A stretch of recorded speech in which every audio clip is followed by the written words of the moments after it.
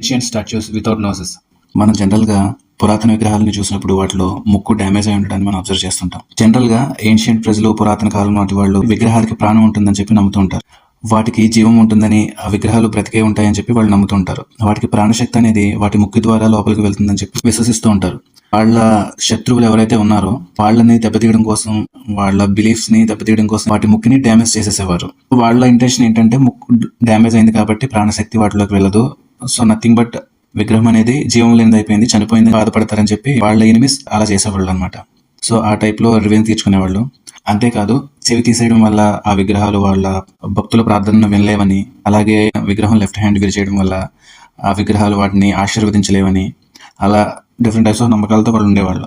So అందుకని ఎవరి మీద సరే రివ్యూ తీర్చుకోవాలనుకున్నప్పుడు వాళ్ళ తెగలకు సంబంధించిన విగ్రహాలని ముక్కు డ్యామేజ్ చేయడం, లేదంటే చెవి డ్యామేజ్ చేయడం, లేదనుకుంటే లెఫ్ట్ హ్యాండ్ డ్యామేజ్ చేయడం లాంటివి చేసి రివ్యూ తీర్చుకునేవాళ్ళు అనమాట.